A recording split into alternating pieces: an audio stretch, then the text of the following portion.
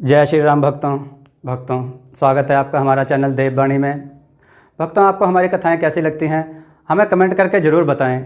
भक्तों, हमारी कथाओं को लाइक अधिक से अधिक करें, इन्हें शेयर करें और हमारे चैनल को अधिक से अधिक सब्सक्राइब करें।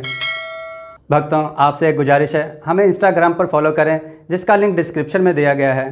तो चलिए शुरू करते हैं आज की कथा। जय श्री राम भक्तों, सवालों की श्रृंखला में आपका स्वागत है। आज का प्रश्न है, कर्ण को किसने श्राप दिया कि वह अपनी मुश्किल समय में सभी विद्याएं भूल जाएगा? इसका उत्तर हमें कमेंट बॉक्स में अवश्य दें।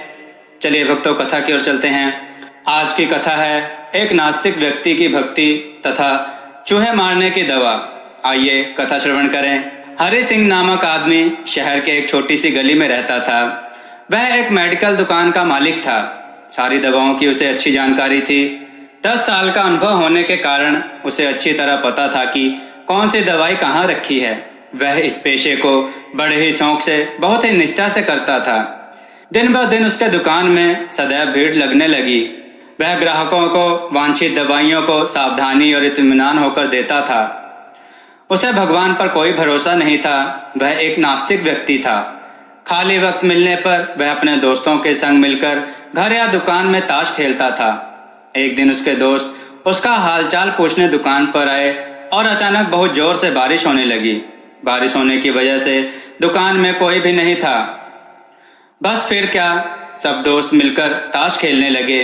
तभी एक छोटा लड़का उसकी दुकान में दवाई लेने पर्चा लेकर आया। उसका पूरा शरीर भीगा था। हरि सिंह ताश खेलने में इतना मशगूल था कि बारिश में आए उस लड़के पर उसकी नजर नहीं पड़ी।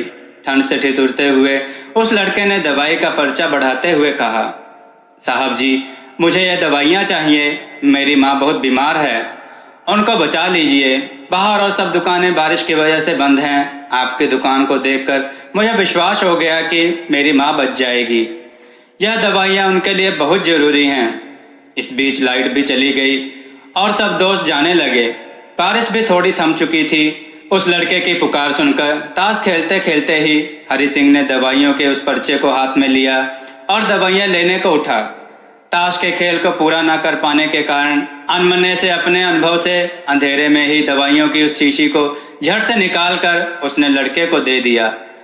उस लड़के ने दवाई का दाम पूछा और उचित दाम देकर बाकी के पैसे भी अपनी जेब में रख लिए। लड़का खुशी खुशी दवाई की शीशी लेकर चला गया। वह आज दुकान को जल्दी बंद करने की सोच रहा था। थोड़ी देर बाद लाइट आ गई और वह यह देखकर दंग रह गया कि उसने दवाई की शीशी समझकर उस लड़के को दिया था वह चूहे मारने वाली जहरीली दवा थी, जिसे उसके किसी ग्राहक ने थोड़ी ही देर पहले लौटाया था। और ताश खेलने की धुन में उसने अन्य दवाइयों के बीच यह सोचकर रख दिया था कि ताश की बाजी के बाद फिर उसे अपनी जगह पर वापस रख देगा। अब उसका दिल जोर जोर से धड़कने लगा। उसके 10 साल की नेकी पर मानो जैसे ग्रहण लग गया। उस लड़के के बारे में वह सोचकर तड़पने लगा। सोचा, यदि वह यह दवाई अपनी बीमार माँ को देगा तो वह अवश्य मर जाएगी। लड़का भी बहुत छोटा होने के कारण उस दवाई को पढ़ना भी नहीं जानता होगा।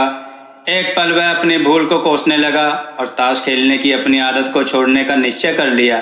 पर यह बात तो बाद के बाद देखी जाएगी। अब क्या किया जाए? उस लड़के का पता ठिकाना भी तो वह नहीं जानता। कैसे उस बीमार माँ को बचाया जाए? सच कितना विश्वास था उस लड़के की आंखों में। हरि सिंह को कुछ समझ में नहीं आ रहा था। घर जाने की उसकी इच्छा अब ठंडी पड़ गई। दुविधा और बेचैनी उसे घेरे हुए थी। घबराहट में वह इधर उधर देखने लगा। पहली बार उसकी दृष्टि दीवार के उस कोने में पड़ी जहाँ उसके पिता ने जिद करके भगवान श्री कृष्ण की तस्वीर दुकान के उद्घाटन के वक्त लगवाई थी। पिता से हुई बहस में एक दिन उन्होंने हरि सिंह से भगवान को कम से कम एक शक्ति के रूप में मानने और पूजने की मिन्नत की थी। उन्होंने कहा था कि भगवान की भक्ति में बड़ी शक्ति होती है। वह हर जगह व्याप्त होते हैं और हमें सदैव अच्छे कार्य करने की प्रेरणा देते हैं। हरि सिंह को यह सारी बात याद आने लगी। आज उसने इस अद्भुत शक्ति को आजमाना चाहा। उसने कई बार अपने पिता को भगवान की तस्वीर के सामने जाकर हाथ जोड़कर आंखें बंद करते हुए पूजा करते हुए देखा था। उसने भी आज पहली बार कमरे के कोने में रखी उस धूल से भरी कृष्ण की तस्वीर को देखा और आंखें बंद कर दोनों हाथ जोड़कर वहीं खड़ा हो गया। थोड़ी देर बाद वह छोटा लड़का फिर दुकान में आया। हरि सिंह को पसीने छूटने लगे। वह बहुत अधीर हो उठा। पसीना पोंछते हुए उसने कहा, क्या बात है बेटा, तुम्हें क्या चाहिए? लड़के की आंखों में पानी छलकने लगा। उसने रुकते रुकते कहा, बाबूजी बाबूजी, माँ को बचाने के लिए मैं दवाई की शीशी लिए भागे जा रहा था। घर के करीब ही पहुंचा था। बारिश की वजह से आंगन में पानी भरा था और मैं फिसल गया। दवाई की शीशी गिरकर टूट गई। क्या आप मुझे वही दवाई की दूसरी शीशी दे सकते हैं बाबूजी? लड़के ने उदास होकर पूछा। हाँ हाँ, क्यों नहीं? हरि सिंह ने राहत की सांस लेते हुए कहा, लो यह दवाई।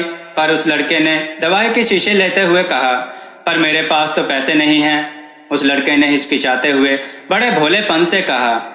हरि सिंह को उस बेचारे पर दया आई। कोई बात नहीं, तुम यह दवाई ले जाओ और अपनी माँ को बचाओ। जाओ जल्दी करो, और हाँ, अब की बार जरा संभल के जाना। लड़का अच्छा बाबूजी कहता हुआ खुशी से चल पड़ा। अब हरि सिंह की जान में जान आई। भगवान को धन्यवाद देता हुआ अपने हाथों से उस धूल भरी तस्वीर को लेकर अपनी धोती से पोंछने लगा और अपने सीने से लगा लिया। उसकी आंखों से अश्रुधार बहते जा रहे थे। वह अपने आंखों को पोंछे, किंतु आंसू रुकने का नाम ही नहीं ले रहे थे। उसके मन में भगवान के प्रति ऐसी भावना उत्पन्न हो गई कि वह उस घटना को भुलाए नहीं भूल पा रहा था। उसने सोचा, अगर प्रभु ने ऐसी कृपा ना की होती तो आज मेरा जीवन और कीर्ति दोनों नष्ट हो गए होते। प्रभु, आपने जो किया है बहुत अच्छा किया है। उसने अपने भीतर हुए इस परिवर्तन को वह पहले अपने घर वालों को सुनाना चाहता था। जल्दी से दुकान बंद करके वह घर को रवाना हुआ। उसकी नास्तिकता की घोर अंधेरी रात भी अब बीत गई थी और अगले दिन की नई सुबह एक नए हरि सिंह की प्रतीक्षा कर रही थी। जब वह घर पहुंचा, उसने अपने पत्नी, बच्चे और माँ बाप को यह सारी घटना कह सुनाई। उसके पिता ने अपने पुत्र के सर पर हाथ फेरते हुए कहा, पुत्र, मैंने तुम्हें पहले ही कहा था कि भगवान एक ऐसी शक्ति है जो सदैव आपको अच्छे कर्म करने की प्रेरणा करते हैं। उसने तुरंत अपने पिता के चरणों को छू लिया और पिता के गले लगते हुए कहा, आज के बाद मैं भी आपसे सारे विधि विधान सीखूंगा। जय श्री राम। भक्तों, आपको यह कथा कैसी लगी?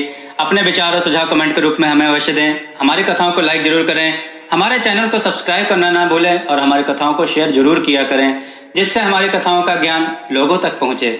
जय श्री राम भक्तों।